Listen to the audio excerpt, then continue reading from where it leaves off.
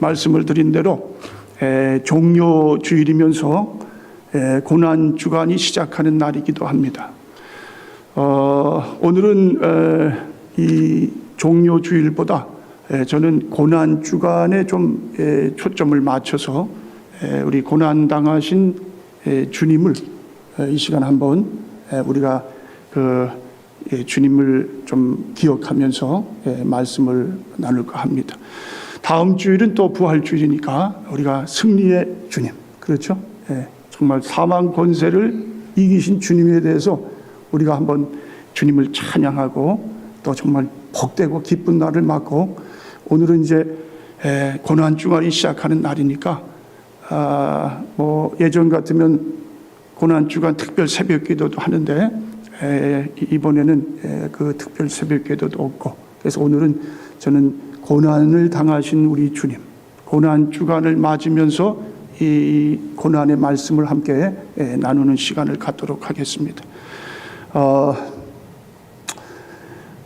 우리 주님께서 십자가에 달려 돌아가셨어요. 그렇죠? 이 십자가의 처형은 정말 아주 비참한 처형입니다. 잔인한 처형입니다. 이건 뭐 로마 시대 그때 뭐 이 처형되는 그러한 이 하나의 살인 그러한 뭡니까? 그 형이 아니라 오래전부터 옛날 고대서부터 전해 내려오는 그러한 처형이 십자가 처형입니다. 자, 그래서요 오늘 여러분 우리 주님께서 왜 십자가에 달려 돌아가셨는가? 그리고 그 십자가에 달려 죽으신 주님과 나는 어떠한 관계에 있는가? 나는 어떠한 축복을 받았는가? 자, 그것을 한번 오늘 말씀을 통해서 나눠보고자 합니다. 자, 먼저 오늘 여러분 13절 보세요. 자, 갈라디아서 3장 13절 보면 그리스도께서 우리를 위하여 저주를 받은 바 되사 율법의 저주에서 우리를 속량하셨으니 기록된 바 나무에 달린 자마다 저주 아래에 있는 자라 하였음이니라. 자, 먼저 우리가 생각해 볼 것은, 자, 유대인들이 예수님을 십자가에 못 박아 죽임으로 의도했던 것이 무엇이었을까? 자, 유대인들이 예수님을 십자가에 죽이게 한 의도가 있다는 겁니다. 자, 여러분, 유대인들이 구약에서 예언된 메시아를 기다렸습니다. 그렇죠? 어떠한 메시아입니까? 모세와 같은. 정말 모세는 이스라엘의 영도자입니다. 애굽에서 이 이스라엘을 어떻게 해요? 하나님의 땅까지 인도해 간 그 사람이 이 지도자예요. 모세라는 아주 놀라운 지도자입니다. 그러니까 유대인들이 바로 그러한 지도자를 원했어요. 또 다윗과 같은 왕을 기다렸어요. 다윗은 이스라엘 전체를 통합해가지고 이스라엘을 가장 번영시키는 데 앞장섰던 왕입니다. 가장 평화로운 나라를 이뤘던 사람이 다윗이었어요. 그러니까 유대인들이 지금 기다리는 왕이 바로 누구예요? 이러한 사람입니다.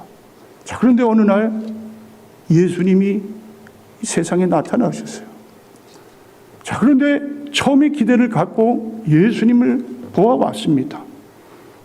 무슨 병자도 고치고요, 능력도 나타나고요, 정말 우리를 이 뭐예요?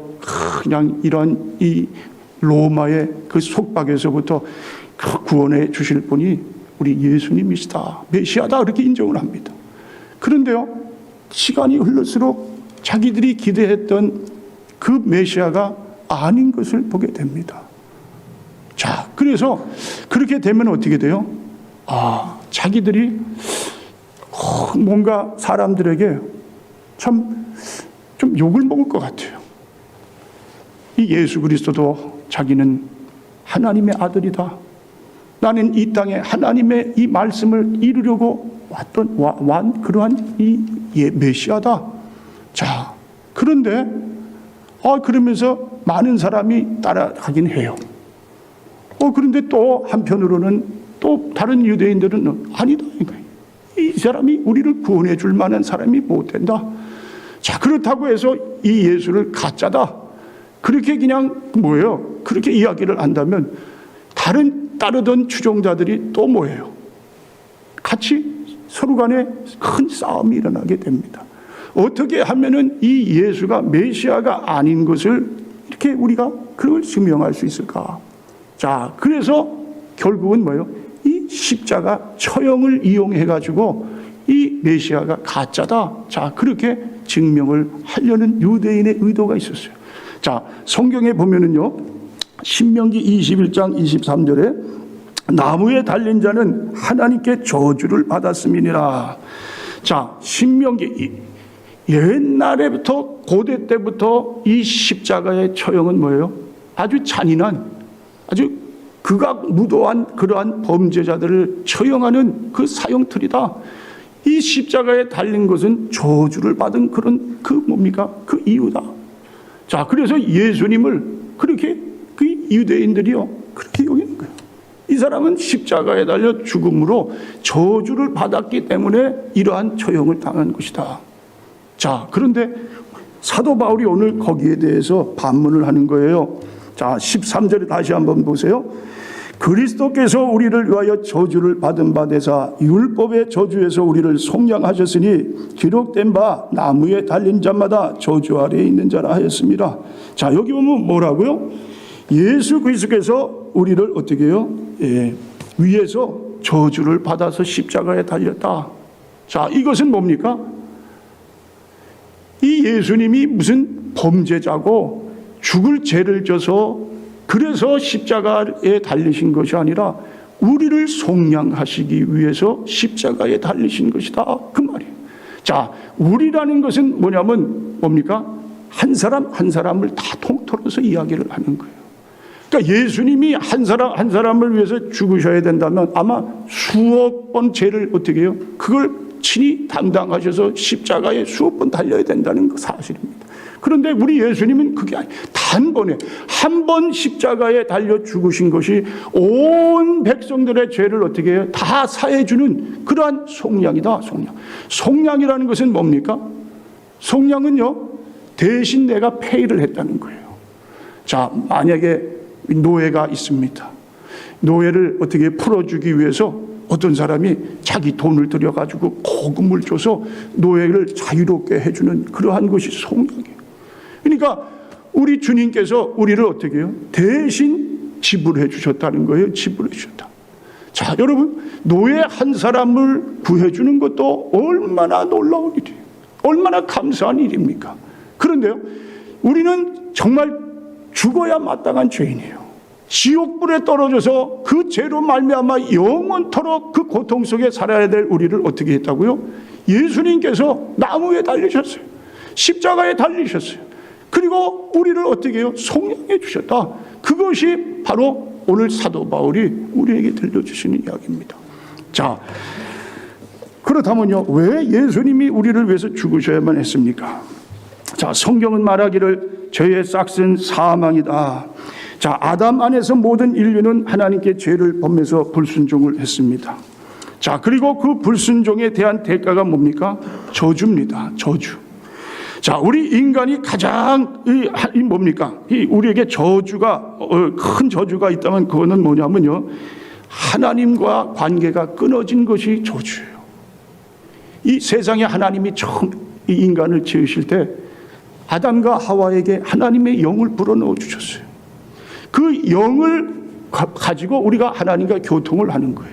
아, 하나님의 뜻도 알고, 하나님의 말씀도 듣고, 하나님을 찬양도 하고, 하나님과 더 하나 되고, 그래서 영광을 돌리며 살아가는 것이 우리 인간이 이 땅에 지어진 목적이에요. 그런데 죄로 말미암아 우리 영이 어떻게 해요? 끊어져 버렸어요. 하나님과는 이제 뭡니까? 이게 교통할 수가 없는 자들이 되어버렸어요. 자, 그래서 모든 사람이 죄를 범하였음에 하나님의 영광에 이를 자가 없느니라. 자, 여러분, 인간은 태어날 때부터 죄인이라는 거예요. 하나님을 모르는 거예요. 그런데요, 그 모르던 이 뭡니까? 우리가 하나님과 연결이 지어지는 그러한 놀라운 일이 생겼어요. 그게 뭡니까? 예수 그리스도께서 십자가에 달려 죽으심으로 우리의 죄를 사해 주시고 그 죄가 사함받았다는 믿음을 가지고 사는 자들은 다시 하나님과 영이 어떻게 해요? 연결이 되는 거예요. 하나님을 부를 수 있는 거예요. 찬양을 돌릴 때 우리 하나님께서 그 찬양을 받으셔서 찬양의 그 축복과 기쁨이 우리 심령 속에 넘쳐나는 거예요. 그것이 하나님이 우리에게 주시는 그러한 십자가의 능력이 됩니다. 자, 베드로전서 3장 18절, 그리스도께서도 한 번 죄를 위하여 죽으사 의인으로서 불의한 자를 대신하셨으니 이는 우리를 하나님 앞으로 인도하려 하심이라. 자, 뭐라고요? 그리스도께서 한 번 죄를 위해서 죽으사 우리의 죄를 한 번 죽으신 거예요. 한 번. 십자가의 죽음이 우리 예수님께서 온 인류를 구속하시는, 대속하시는 그러한 놀라운 그 축복이 되었다. 자, 대속해 주신 거예요. 대속. 그렇죠? 우리 하나님께서 대신 지신 거예요. 대신. 내가 그 죄를 어떻게 해요? 이 죄를 내가 져야 되는데 우리 예수님이 대속해 주셨다. 대신해 주셨다. 그런 말입니다. 자, 그리고 우리 예수님은 어떻게 합니까? 자, 예수님은 정말 이제는 하늘나라에 이제 승천을 하시고 이 땅에 누구를 보내주시는 거예요? 성령을 보내주시게 되는 거예요. 네, 자, 여러분, 왜 예수님이 인간으로 오셔야만 됐습니까? 왜 예수님이 우리와 똑같은 이 모습을 가지고 이 땅에 태어났는가? 자, 그것은요, 인간이 하나님이 오셔서 우리를 만나 주시면 그 하나님을 만날 자가 인간 중에 아무도 없어요. 하나님이 말씀해 주시면 말씀을 들을 수 있는 자가 아무도 없어요. 자, 누군가가 우리 인간과 같은 모습을 가지고 우리에게 다가와서 이야기할 때에 그 인간은 그 인간을 통해서 어떻게 알 수 있는 거예요. 그게 인간이 무지한 거예요. 어리석은 거예요. 예를 들면요, 여러분, 만약에 전에도 얘기를 한 것 같은데 어떤 사람이 자기 집 앞에 새들이 한겨울에 날라와 가지고 거기서 막 그냥 그 집 앞에 그렇게 놀고 있습니다. 불쌍해 가지고 먹이를 주려고 막 가면은 막 도망을 가는 거예요. 그냥 소리만 들으면 도망가는 거예요. 자, 여러분, 만약에요, 새 입장에서 새가 와가지고 야, 너희들 나야, 너 도망가지 마. 내가 너희들 배고플까봐 이거 준비해 왔어. 이거 먹자. 그러면 새들은 어떻게 됩니까? 같이 먹는 거예요. 그렇지. 하나님이 이 땅에 오실 때에 우리 인간의 모습으로 오셔가지고 똑같이 인간과 같이 모든 것을 채우라 하시는 거예요. 우리의 감정에, 우리가 겪는 아픔에 그냥 인간으로 태어나시고, 자, 그래가지고 우리 예수님이 우리 인간 가운데 들어오신 거예요. 그리고 그 인간을 위해서 죽으신 거예요. 그 죽으신 것은 뭡니까? 우리 하나님께서 정하신 거예요. 인간의 죄를 죄를 사하기 위해서는 내 아들 예수 그리스도가 십자가에 죽어야만 인간의 죄를 다 사할 수 있느니라. 그러니까 예수님은 사람의 아들도 되고 Son of God, 또 하나님의 아들도 되고, 그것이 우리 예수님이세요. 예수님이 그래서 이 땅에 오셨어요. 자, 오늘 여러분 말씀을 보세요. 자, 14절에 이는 그리스도 예수 안에서 아브라함의 복이 이방인에게 미치게 하고 또 우리로 하여금 믿음으로 말미암아 성령의 약속을 받게 하려 함이라. 자, 여기 보면은 이제 예수님께서 십자가에 달려서 모든 저주를 다 한 몸에 받으시고 이제 죽으시고 이제 뭡니까? 부활하신 우리 예수님. 그 예수님으로 인해서 우리에게 주시는 축복이 있다. 자, 그 축복이 뭐냐? 첫 번째는요, 그리스도 예수 안에서 아브라함의 복이 이방인에게 미치게 한다. 자, 여러분, 자, 예수님께서 주신 복입니다. 자, 그 복이 뭐냐면 아브라함에게 주신 복이 이 우리에게 그대로 이제 임하는 복이에요. 자, 창세기 22장 17절 18절에 보면 내가 반드시 너에게 큰 복을 주며 너의 자손이 크게 불어나서 하늘의 별처럼 바닷가의 모래처럼 많아지게 하겠다. 너의 자손은 원수의 성을 차지할 것이요 내가 나에게 복종하였으니 세상 모든 민족이 내 자손의 덕을 입어서 복을 받게 될 것이다. 자, 아브라함에게 주신 복이 우리에게 임하게 된다는 말이에요. 자, 아브라함이 어떤 복을 받았습니까? 아브라함은 그저 평범한 사람이에요. 내세울 것이 없는 사람이에요. 그런데 아브라함에게 하나님이 찾아오셨어요. 그리고 내가 너에게 제시할 땅으로 가라. 그 말씀을 그대로 믿고 순종을 했어요. 그리고 이 가나안으로 가게 된 거예요. 가나안에 가서 살다 보니까 하나님이 복을 주시는데, 야, 뭐 가축들이 뭐 날마다 늘어나요. 그리고 아브라함의 그 종들이 318명이다. 318명의 종을 거느리고 살 정도로 이게 부호가 되어버렸어요. 자, 그런데요, 그것이 자기만 받는 복이 아니에요. 그 후손들에게도 어떻게 해요? 아브라함의 복을 내려주겠다. 자, 그 후손이 누굽니까? 다윗을 통해서 그 다음에 예수 그리스도가 이 다윗의 자손 가운데 오셔가지고 예수님을 믿는 자들마다 다 뭡니까? 복을 얻게 된다. 그 말씀입니다. 그 복이 우리에게만 있는 것이 아니라 어떻게 해요? 모든 사람, 여기 보면 뭐라 그래요? 이방인에게, 그렇죠? 이방인에게도 미치게 하는 그러한 복을 주셔야 된다. 자, 여러분, 그러니까 여러분은 그걸 믿으셔야 됩니다. 나는 복 받은 사람이에요. 나는 뭐예요? 정말 아무것도 내세울 것이 없는 그러한 사람이에요. 그렇죠? 나는 무일품이고 나는 정말 사람들 앞에 나설 수도 없는 자, 정말 뭔가 누구에게 뭐라고 이야기할 수도 없는 존재. 그런데 어떻게 해요? 하나님이 복을 주셨다는 거예요. 예수 그리스도 안에서 아브라함에게 그리고 이방인에게 미치는 그러한 큰 복을 주셨다. 여러분, 이것을 여러분들이 믿으셔야 됩니다. 나는 복받은 사람이다. 나는 정말 하나님께서 특별히 내게 이렇게 큰 복을 주셨다. 그리고 그 복을 어떻게 합니까? 이제는 나누어주는 삶이 돼야 돼요. 나누는. 예. 이방인에게까지 계속해서 그 복을 어떻게 나누는 그러한 삶이 우리 그리스도의 삶인 것을 보게 됩니다. 자, 그 다음에요. 무슨 복이 있어요? 14절 후반절에 보면 또 우리로 하여금 믿음으로 말미암아 성령의 약속을 받게 하려 함이라. 자, 여기 보니까 성령의 뭐예요? 약속을 받게 하신다. 성령. 자, 예수님께서 십자가에 죽으신 후에요 부활하시고 승천하셔서 지금은 우리 하나님 우편에 앉아 계십니다.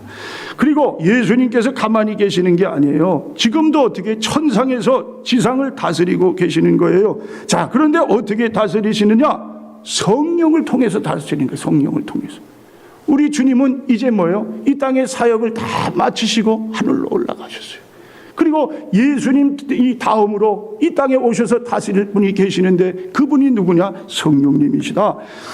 요한복음 15장 26절 내가 아버지께로서 너희에게 보낼 보혜사 곧 아버지께로서 나오시는 진리의 성령이 오실 때에 그가 나를 증거하실 것이요 하나님이 오른손으로 예수를 높이심에 그가 약속하신 성령을 아버지께 받아서 너희 보고 듣는 이것을 부어주셨느니라. 자, 여러분, 우리 예수님은 이제 이 땅의 임무를 다 마치시고 하나님 보좌 우편에 앉으셔서 이제 뭡니까? 이 지상을 보시고 늘 기도하시고 다스리시는 가운데 이 땅에서는 누가 이것을 다스리실 수 있느냐? 우리 성령께서 이것을 다스리시는 그러한 삶이 된다는 겁니다. 자, 그래서 여러분, 제자들이 어떻습니까? 예수님이 떠나시고 나서 이제 겁에 질렸어요. 예, 누굴 믿고 살까? 아무것도 할 수 없다. 그런데 어느 날 오순절 마가의 다락방에 모여서 전혀 기도에 힘쓰고 있었어요. 그런데 갑자기 강한 바람이 그 마가의 다락방에 불어닥치는 거예요. 그리고 기도하는 그 사람들 머리 위에 불의 혀같이 갈라지는 것들이 임하게 되는 거예요. 알고 보니까 그것이 뭐였습니까? 성령께서 지금 역사를 하죠. 성령이 오신 거예요. 성령이 각 사람 머리에 부어주심으로 성령 충만함을 받았어요. 그랬더니 그 겁장이들이 어떻게 했어요? 이제는 내 안에 계신 성령님, 성령의 능력, 성령께서 주시는 지혜로 계속해서 주의 나라를 어떻게 해요? 그냥 세워가는 그러한 삶을 살아가게 됩니다. 이것이 성령께서 하시는 일입니다. 성령이 오셔서 우리에게도 마찬가지예요. 성령이 오시면 우리가 이 세상을 어떻게 해요? 담대히 싸워서 정말 하나님의 나라를 어떻게 이루는 그러한 사람들이 될 수 있다. 성령께서 오셔서요, 이 모든 세계를 어떻게 해요? 전쟁도 그치게 하시는 거예요. 성령이 오시면 전염병도 그냥 완전히 다 끊어지게 만드시는 거예요. 성령이 오시면 우리의 삶을 어떻게 해요? 성령께서 우리의 이 가족을 화목하게 하시는 거예요. 자녀들에게 복을 주시는 거예요. 우리 교회가 어떻게 부흥되게 성령께서 역사하셔서 축복해 주시는 거예요. 그러니까 여러분, 성령을 늘 찾으시고 성령을 구하시고 환영하고 인정하고 이 사모하는 그러한 여러분들이 되실 수 있기를 바랍니다. 저는 늘 기도할 때마다 강단에서 성령님, 우리 교회에 오세요. 우리 교회가 예배 가운데 성령으로 예배 드리게 해주세요. 성령으로 기도하게 해주세요. 성령으로 찬송하고 성령으로 봉사하고 성령으로 가정마다 성령으로 살아가는 우리 가정들 되게 해주세요. 늘 성령을 구합니다. 그리고 마지막 때에는 성령이 어떻게 하신다고요?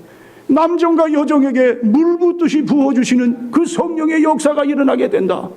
그것이 우리 교회가 되게 해주세요. 저는 늘 그렇게 기도합니다. 여러분, 성령을 사모하시고 성령을 구하세요.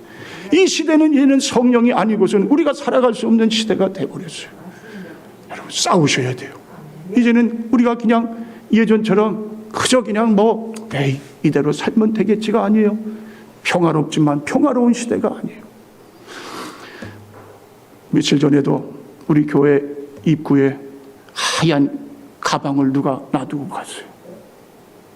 보니까요, 이 스페니시가 믿는 우상을 거기다가 한 3개를 집어넣어가지고 우리 교회를 아마 아주 목표로 해가지고 아주 집중적으로 지금 공격하는 것 같아요. 그전에도 그런 일이 있었습니다. 교회 앞에도 새를 죽여가지고요, 피를 내가지고 그거를 교회 앞에다가 다 보면서 누군가 이 동네 안에 그런 자가 주술을 하는 일이 있어요. 그래서 오래 전이에요. 스페니시 목사님께 그런 이야기를 해드렸어요. 목사님, 이런 일이 있었어요. 그러니까 목사님이 얼굴이 굳어주십니다. 내가 목사 되기 전에 그러한 일을 했던 사람입니다. 그리고 나중에 일주일을 금식했대요. 그러니까 이거를 그냥 매사 그냥 평범하게 보질 않으셨어요. 이거는 영적 전쟁이다. 싸워야 된다. 우리가 가만히 있으면 안 된다는 거예요. 여러분, 그렇습니다. 아마 우리 교회가 총회도 있고 이제 교회가 부흥하려고 그러니까 이 마귀들이요, 이 사단이 그냥 가만히 안 있는 것 같아요. 그냥 집중적으로 이 교회를 노리고 있는 것 같아요. 그러니까 여러분, 이럴 때 어떻게 해야 되겠어요? 우리가 어떻게 싸울 수 있을까요? 못해요.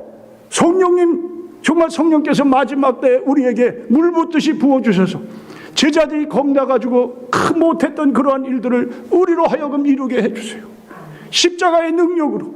우리의 힘으로는 안 되니까 주님 주시는 성령께서 주시는 권능으로 이 일을 감당하게 해주세요. 자, 여러분, 이러한 그 축복이 여러분 모두에게 임하시기를 주의 이름으로 축원을 드립니다. 인간은 약해요.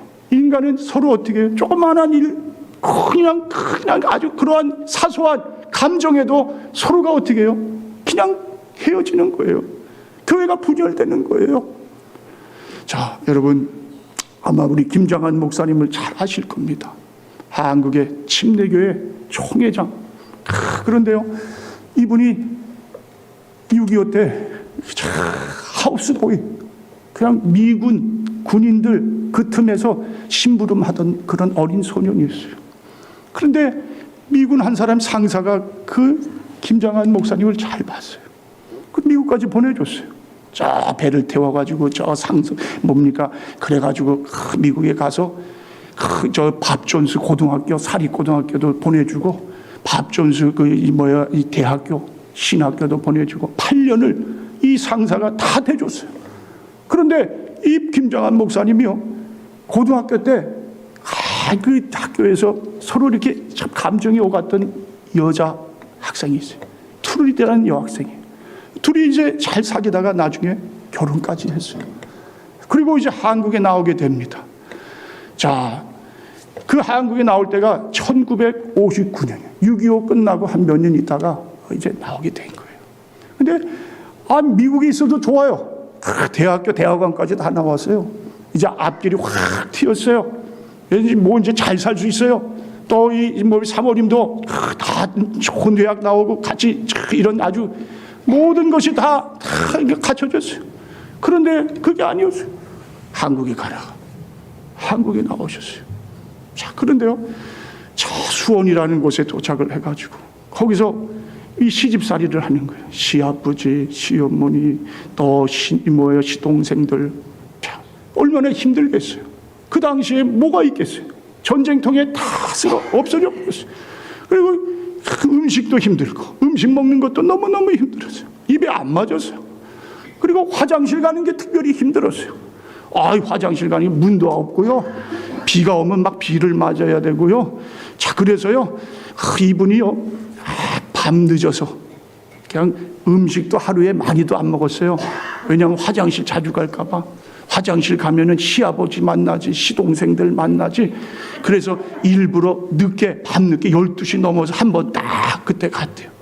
근데 그때 가도 어떨 때 시아버지를 만나가지고 너무너무 그냥 난처하고 그럴 때가 많았다고 합니다. 자, 그러면서 살아가는 거예요. 아주 그냥. 그런데요, 이 트루디라는 여사가 어떻게 이 모든 것을 극복했느냐? 바로 십자가를 늘 붙들었대요. 십자가. 나는 할 수 없습니다. 나는 여기 이 생활을 극복할 수 없습니다. 나는 너무너무 힘듭니다. 자, 그런데 어떻게 해요? 십자가. 우리 주님 십자가 지신 그 십자가를 내가 집니다. 십자가가 나에게 능력이 됩니다. 십자가가 나에게 이러한 고통의 모든 세월들을 능히 이기게 하는 그러한 하나님이 주시는 그 힘으로 믿고 십자가로 끝까지 지금까지 오게 됐다는 그러한 간증을 하신 것을 들었어요. 여러분, 그렇습니다. 우리가 이 세상 어떻게 살아갈 겁니까? 우리가 어떻게 해결하겠어요? 지금 이 코로나도 계속해서 몇 년입니까? 2년이 넘어서 3년째. 또 앞으로도 계속 코로나가 계속 여운이 계속 일어난다고 하는데요. 전쟁은 곳곳에서 계속해서 또 일어납니다. 전쟁이 일어나니까 어떻게 해요? 도저히 누가 어떻게 전쟁을 말릴 수가 있겠어요? 안 되는 거예요. 어제 신문에 보니까요. 푸틴 러시아 대통령이 어디 장례식을 가는데도요. 까만 가방을 하나 들고 다니는 거예요. 자기가 아니라 옆에 있는 부하가. 그래서 이게 뭐겠습니까? 핵폭탄 단추가 그 가방 안에 있다는 겁니다. 그러니까 여러분, 사람이 어떻게 할 수 없어요. 서로 우리가 평화를 맺자. 우리가 하나 되자. 우리가 전쟁을 하지 말자. 그런데 어떻게 해요? 그게 극한 상황 속에서 가면은요, 안 된다는 거예요. 그냥 한 사람이 좀 정신이 돌아가지고 단추 하나 누르면 이 세상이 다 멸망이 되는 겁니다. 다 없어지는 겁니다. 자, 이러할 때 우리가 어떻게 살아가겠습니까? 우리가 누구를 붙들겠습니까? 십자가의 능력 붙드시고요. 우리에게 약속하신 성령 붙드시고요. 이제는 성령의 시대니까 성령을 구하시고, 성령님 내게 오셔서, 성령님 사모합니다. 환영합니다. 성령께서 나를 대신해서 성령께서 행해 주시오. 성령의 능력으로 행하게 해주시오. 우리 순복음 댐박교회가 성령으로 더 충만해서 성령을 찬양하고 성령으로 예배하고 성령으로 기도하는 교회 되게 해주시오. 이러한 살아있는 생명의 공동체 우리 순복음 교회가 되기를, 또 여러분 성도님들이 다 되시기를 주님의 이름으로 축원을 드립니다.